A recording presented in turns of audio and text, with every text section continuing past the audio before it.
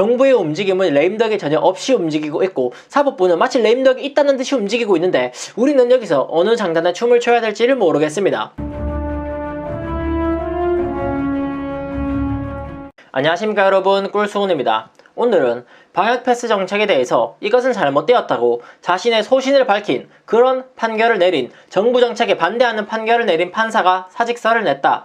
그것도 안타깝지만 무려 2명이나 사직서를 냈다 라는 소식이 들려오고 있기 때문에 오늘은 거기에 대해서 한번 이야기해 보도록 하겠습니다. 사실 많은 사람들이 이 판사가 사직서를 내는 거에 대해서 여러가지 설들이 많이 나오고 있습니다. 근데 적어도 제가 보기에는 2가지는 확실합니다. 일단 첫 번째, 좌익 언론들이 지금 이 판사들을 갉아먹고 끝까지 괴롭히기 위해서 일종의 인민재판, 추적감시에서 인민재판을 하기 위해서 발버둥을 치고 있는 것이구나. 그 다음에 두 번째, 정부는 정말 꼼수를 부리고 있는데 그래도 소신 있는 판사들이 이렇게 판결을 내린 거에 대해서 정부는 굉장히 뼈아파하고 있구나. 저는 이 2가지는 확실하지 않나 이렇게 말씀드릴 수가 있을 것 같습니다. 먼저 정부의 꼼수가 뭔지 일단 대부분의 국민들이 모르기 때문에 이 부분에 대해서 먼저 간단하게나마 설명을 해드리고 가고 싶은데, 김부겸과 정은경이 자신들은 이런 잘못된 방역정책에 대해서 어떠한 법적 책임도 지지 않기 위해서 정말 꼼수로서 지침을 내리고 있다. 이것이 바로 본질이고 이것이 바로 지금 대한민국 방역패스의 본질적인 문제이다. 이렇게 저는 말씀드릴 수가 있는 겁니다. 그러니까 무슨 말이냐면 이런 겁니다. 정은경과 김부겸은 일단 첫 번째로 계속해서 지침을 바꾸고 있는 겁니다. 예를 들어서 어떤 지침을 내리고 일주일 뒤 또 다른 지침, 그 일주일 뒤에 또 다른 지침, 그 다음에 또 다른 지침, 이런 식으로 계속해서 지침을 바꾸는 겁니다. 이렇게 되면 문제가 뭐냐면 첫 번째, 어떤 A라는 지침을 받고 이것이 헌법적 가치에 위배가 되기 때문에 이것을 상대로 행정소송을 걸 수가 있겠죠.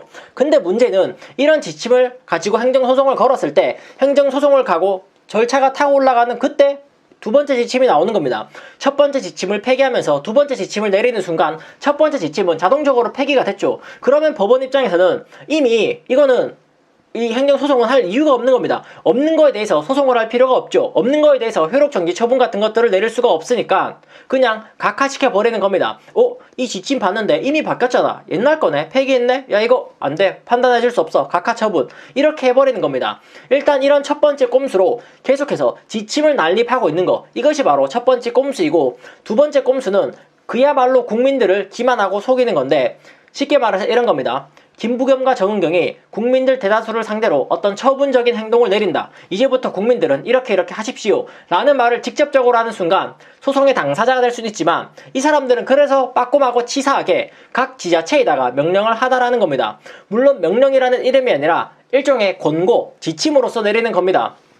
예를 들어서 대구시에 내리는 거죠. 대구시는 A라는 조치를 해줬으면 좋겠어요 라고 이야기를 하는 겁니다. 그러면 대구시는 당연히 그것을 따를 수밖에 없지만 그 말이 내려오는 형식 자체가 지침이자 권고이기 때문에 따를 의무는 없거든요. 그러니까 현실적으로는 대구시는 정은경과 김부겸의 말을 따를 수밖에 없지만 법적인 책임 문제에 있어서 정은경과 김부겸은 물러서게 되는 것이고 그 처분 대상이 그냥 대구시 그 자체가 될 수밖에 없는 겁니다.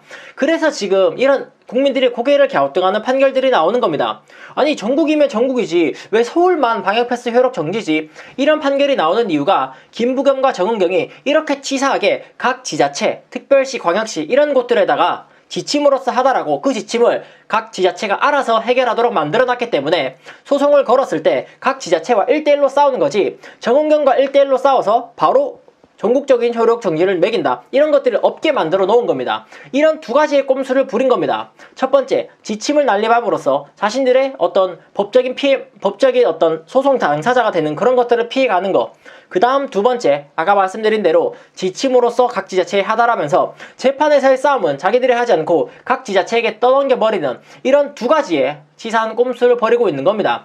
그러니까 국민들은 머리가 복잡해지는 겁니다. 예를 들어서 대구에 사는 사람들은 대구시를 상대로, 예를 들어서 대구시를 상대로 소송을 벌여야 되는 겁니다. 만약에 그냥 전국적이라면 많은 방역패스를 거부하는 사람들이 그냥 쉽게 말해서 광화문 한 곳에 모이면 됩니다. 한 곳에 모여서 국가와 국민의 충돌, 국민이 다시 한번 뭉치는 계기가 될 수가 있는데 지금은 그렇게 하지 않았습니다. 이 분열을 좋아하는 정부가 각 지자체말로 이미 다 찢어놨기 때문에, 각 지자체마다 완벽하게 찢어놨기 때문에 국민들이 이렇게 뭉칠 수가 없고, 기사를 보면서도 서울시만 이렇게 되네, 대구시는 이렇네, 경기도는 이렇네, 막 헷갈리게 되는 겁니다. 아무튼 이런 2가지의 꼼수를 부리고 있다.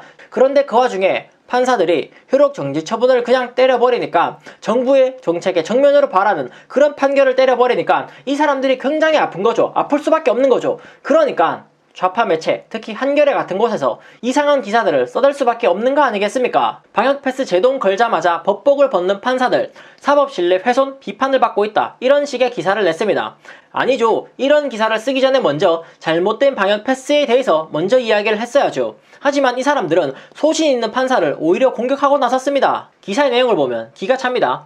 실명을 쭉 거론하면서 이 부장 판사는 지난 4일에 학원, 독서실, 스터디 카페 등등에 대해서 방역패스 적용을 멈춰야 한다고 결정했다. 다른 한 부장 판사도 서울 지역의 상점, 마트, 백화점 등의 방역패스 효력을 정지하고 12에서 18세 청소년을 대상으로 하려던 방역패스 정책을 중단시켰다. 이런 식으로 이야기를 하고 있습니다.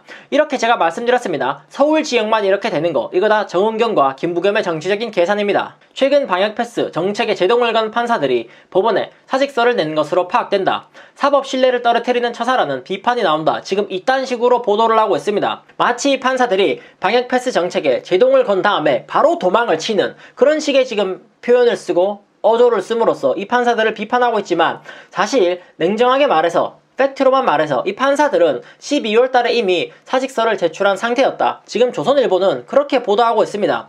그러니까 이 판사들이 한겨레에서 만들어낸 이미지처럼 치사하게 정부 정책에 반하는 판결을 내린 다음에 바로 꼬리를 빼고 주랭랑을 치는 그런 것들이 전혀 아니라는 말입니다. 오히려 마지막 가는 그 순간까지 자기 소신을 지킨 판사다. 마지막 가는 그 길, 적어도 국민들에게, 어쨌든 국민들 세금으로 월급을 받아 먹었으니까, 밥을 벌어 먹었으니까 어쨌든 저쨌든 국민들에게 마지막으로 자신의 소신과 마지막으로 자유를 돌려주고 간 그런 정의로운 판사고, 이런 판사가 결국에는 옷을 벗을 수밖에 없었던 바로 그런 잘못된 정부, 그런 정책에 대해서 먼저 한겨레는 비판을 하고 나섰어야죠. 지금 이딴 식으로 좌익 언론들은 그 판사들의 실명을 걸어놓고 비판을 하고 있는 겁니다. 자, 조선일보 기사를 보십시오. 같은 사건이지만 이렇게 이야기하고 있습니다. 승진 보장된 김명수 대법원의 재판연구관 5명이 인사를 앞두고 단체로 사표를 냈다. 이렇게 이야기하고 있습니다.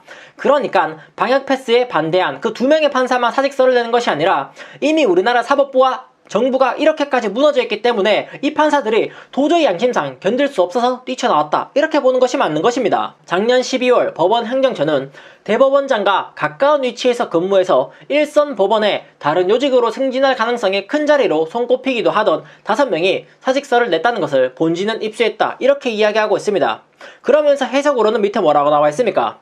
결국 법원 내부의 어수선한 상황들이 그들의 선택에 영향을 미친 것이라고 판단했다. 이렇게 지금 나오고 있습니다.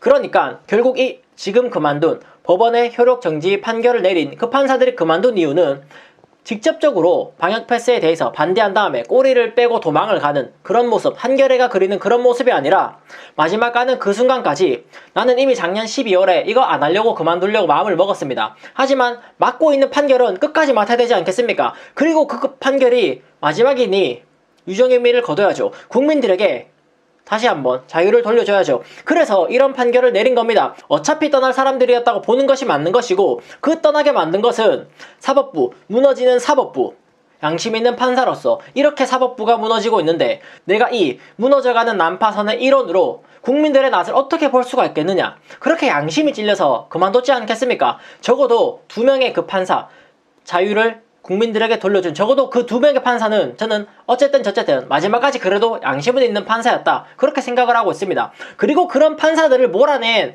사법부의 잘못된 문화라고 할까요? 기울어진 운동장이라고 할까요? 그런 것들, 정부의 잘못된 정책, 이런 것들을 먼저 비판을 해야죠. 저는 한겨레와 같은 어용 신문들, 그리고 지금 방역 정책을 하고 있는 김부겸과 정은경의 꼼수 이런 것들을 봤을 때 이 판사들의 판결이 정말 유효했구나. 정말 얘네들이 아파서 정말 이를 바득바득 갈고 있구나. 저는 그런 생각이 들었습니다. 다만 너무나 이때까지 우리가 정치적인 것들을 봤을 때의 움직임과는 조금 다릅니다. 무슨 말이냐면 지금 대선이 한창 시즌인데 정부에서는 정부의 움직임을 봤을 때는 레임덕이라는 말을 꺼내기도 무색할 정도로 정부에서는 그저 무자비하게 국민 여론을 무시한 채 어떤 정책을 추진하고 있습니다. 하지만 사법부는 그 정반대의 모습을 보여주고 있습니다. 마치 정부가 레임덕에 걸렸다는 듯이 정부의 입장과는 정반대되는 판결을 또 계속해서 내고 있거든요. 정부의 움직임은 레임덕이 전혀 없이 움직이고 있고 사법부는 마치 레임덕이 있다는 듯이 움직이고 있는데 우리는 여기서 어느 장단에 춤을 춰야 될지를 모르겠습니다. 개인적으로는 어쨌든 저쨌든 누가 대통령이 되든 방역 패스는 무조건 철폐해야 되고 이렇게 잘못된 방역 패스 정책은 하루라도 빨리 없어져야 되는데 정부가 이렇게 세게 나온다는 건 조금 굉장히 찝찝한 부분이긴 합니다. 어쨌든 저쨌든 그래도 방역 패스, 회록 정지 처분이라는 판결이 하나 둘씩 나오고 있다는 것만 봤을 때는 그래도 우리들에게 유리하게 돌아가고 있다. 그래도 숨통은 트일 수 있지 않겠냐. 조만간에 숨통은 트일 수 있지 않겠냐. 라는 말을 끝으로 오늘 영상은 여기서 마무리해 보도록 하겠습니다. 모두들 건강 유의하시고요. 개인적으로는 방금 보여드린 저 판결의 전문 제가 일부러 사건 번호를 띄웠거든요. 저런 거 사건 번호 구글에 치면 다 나옵니다. 한번 쭉 읽어보면서 아 국가가 어떤 식으로 헌법을 이렇게 해석을 하고 있구나. 이렇게 헌법을 해석해야 되는구나. 이상한 뭐 김제동 같은 애들이 무슨 뭐 그런 거 하지 말고 이런 거 그냥 판사들이 직접 쓴 거 한 번씩 읽어보는 것도 법치주의 국가에서 그래도 법 판결문 있는 거 재밌지 않겠습니까? 읽어보시면 교양으로서라도 읽어보시면 좋을 것 같습니다. 오늘 영상은 여기서 마무리해 보도록 하겠습니다. 모두들 건강 유의하시고요. 끝까지 시청해주셔서 감사합니다.